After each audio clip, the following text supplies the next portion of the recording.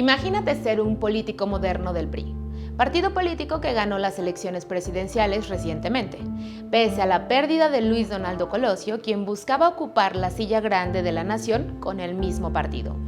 Has dejado la gubernatura de tu estado natal, Guerrero, para buscar con optimismo el bien nacional mientras eres secretario general del PRI.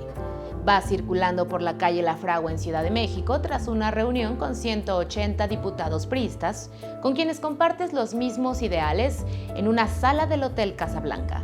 Te diriges a tu automóvil para continuar con tu agenda del día, cuando un hombre se acerca por la banqueta y de manera rápida y eficaz saca una subametralladora y te ataca con un impacto de bala en el cuello, para después darse a la fuga. Te trasladan al hospital, pero pierdes la vida tras desangrarte. Esto con solo 48 años de edad.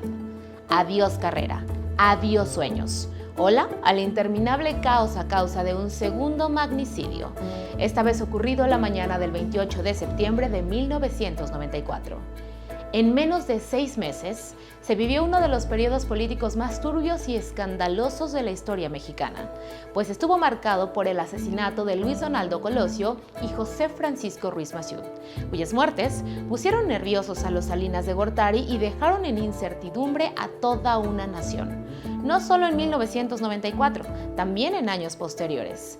El autor material de la muerte de José Francisco Ruiz Massieu fue Daniel Aguilar Treviño, de 28 años, originario de Tamaulipas y quien desde los primeros interrogatorios comenzó a hablar y declaró que, junto a su primo Carlos Cantú Narváez, fue contratado para realizar ese trabajo. ¿Quién lo contrató? Jorge Rodríguez González, hermano de Fernando Rodríguez González, entonces secretario técnico de la Comisión de Recursos Hidráulicos de la Cámara de Diputados, dejando entrever que este nuevo magnicidio estaría relacionado a políticos priistas, de quienes poco tardaría la sociedad mexicana en conocer sus nombres y apellidos.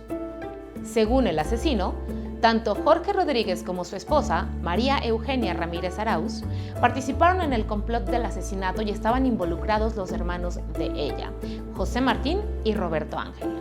Aparecieron los nombres de 2 diputados, Manuel Muñoz Rocha y Abraham Rubio Canales, a quienes el asesino señaló como los autores intelectuales.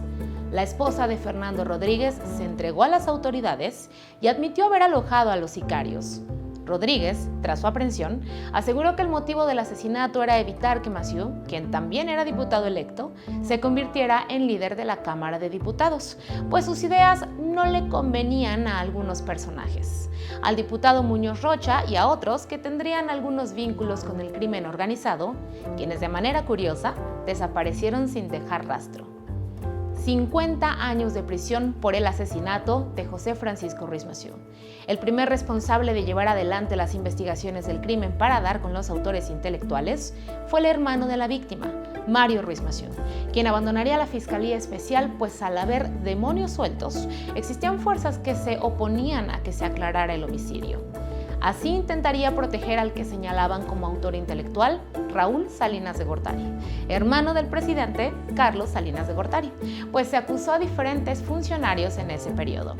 Sin embargo, al comenzar el sexenio del recién electo Ernesto Zedillo, este designó al abogado panista Antonio Lozano Gracia como Procurador General de la República y le dio la orden de encabezar la comisión que investigaría los crímenes de Ruiz Massieu, Luis Donaldo Colosio y del cardenal Juan Jesús Posadas Ocampo.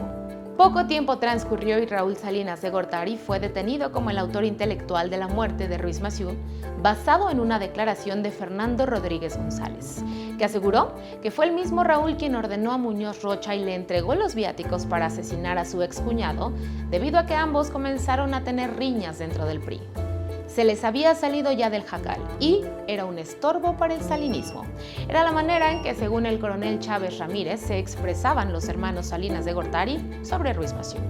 Sin embargo, tras 10 años en prisión, un juez consideró que faltaban elementos para mantenerlo allí, por lo que fue liberado, dejando el caso inconcluso. Otro más, México mágico. Hasta aquí Huellas del Pasado por el día de hoy.